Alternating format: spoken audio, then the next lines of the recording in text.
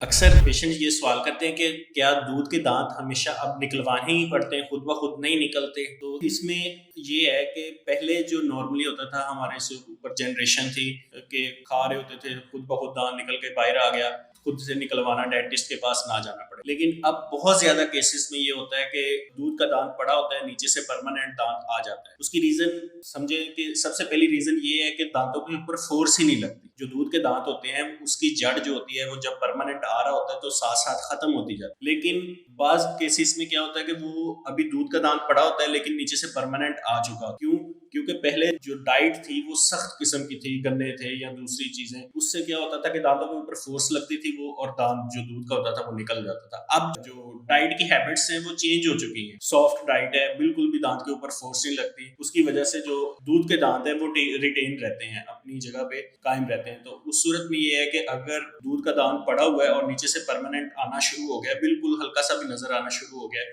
تو فوری طور پہ جو دودھ کا دانت ہے اس کو نکلوا دیں، تاکہ جو پرماننٹ دانت ہے اس کی جو سپیس ہے، روٹ ہے، وہ چینج نہ ہو جائے، وہ